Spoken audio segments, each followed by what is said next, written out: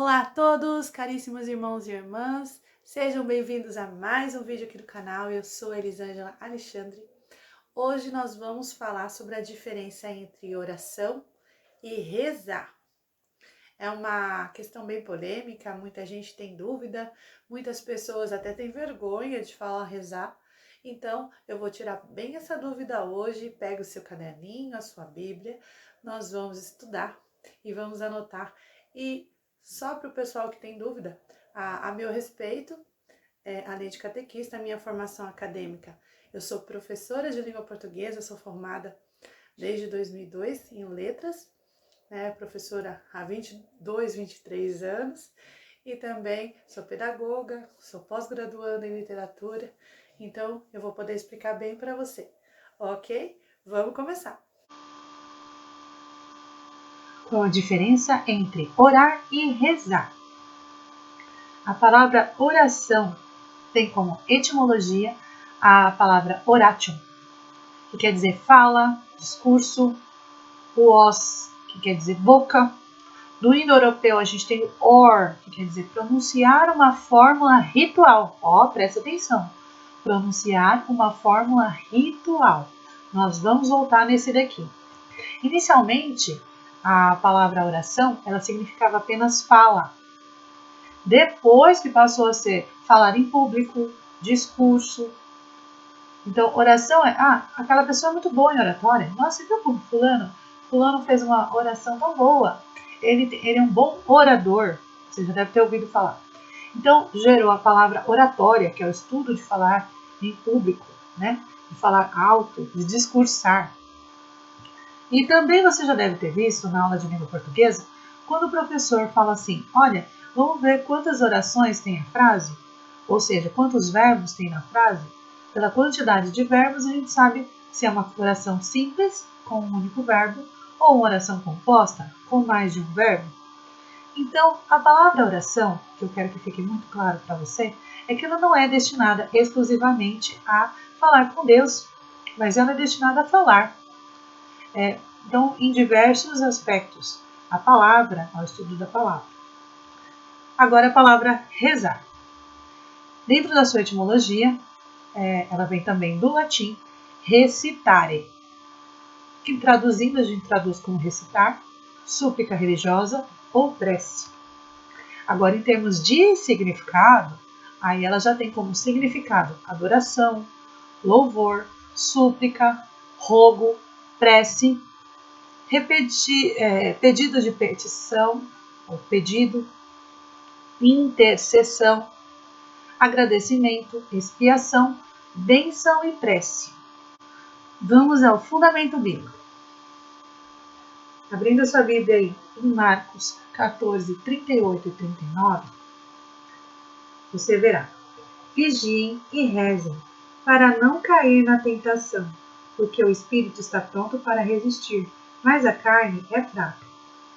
Jesus se afastou de novo e rezou, repetindo as mesmas palavras. Se o próprio Jesus, ao rezar, ele repetiu as mesmas palavras, então não é pecado a questão da repetição das mesmas palavras, é o como fazer isso. Nós estamos vendo aí que muita gente fala que o católico reza repetindo, que não pode. Mas o próprio Cristo, ao rezar, também usava repetição. E vamos ver aqui o que nossos irmãos usam da Bíblia para nos contestar na questão da repetição. Abra sua Bíblia em Mateus, capítulo 6, o versículo 7. Ele diz assim: quando você rezar, não usem muitas palavras como fazem os pagãos. Eles pensam que serão ouvidos por causa do seu palavrear.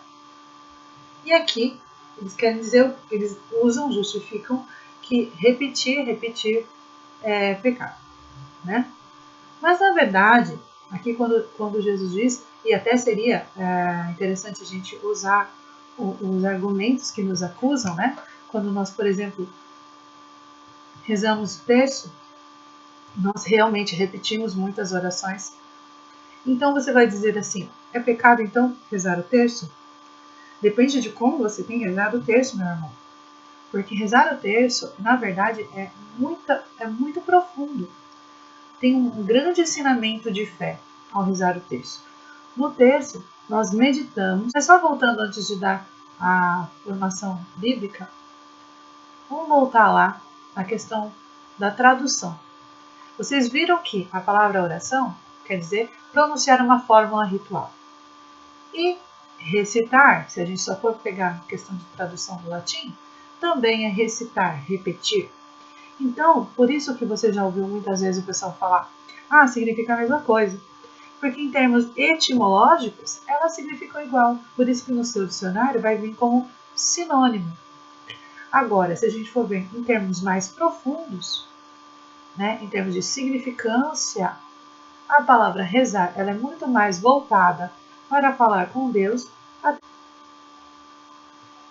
Em cada terço, nós meditamos os mistérios. E aí, quando você reza o terço, você tem que ir meditando os mistérios. E, por exemplo, Jesus foi batizado. Aí você diz assim, você vai rezando as Ave Marias e imaginando o batismo de Jesus. Jesus entrando nas águas, Jesus recebendo a água, o Espírito Santo ouvindo, a pomba, a voz de Deus. Então, você medita toda a experiência bíblica, tudo que Jesus viveu, enquanto você faz a oração. As orações, elas são música, enquanto você medita a palavra. Então, é dessa forma correta que se reza o terço. Então, agora, se você reza o terço mecanicamente, sem meditar nada, com a cabeça voando, é lógico que você está pecando, né? Que aí você entra assim, nesse de muitas palavras vazias, sem nada. Mas não, o problema não é a repetição da oração, porque você tem aí como argumento Marcos 14, do 38 e 39. Então, espero que tenha ficado claro. Qualquer dúvida, deixe aqui nos comentários. Mande-nos as mensagens aí. Obrigado por assistir a mais um vídeo aqui no canal. Deixe seu like, compartilhe, nos ajude. Venha conosco evangelizar. Muito obrigada.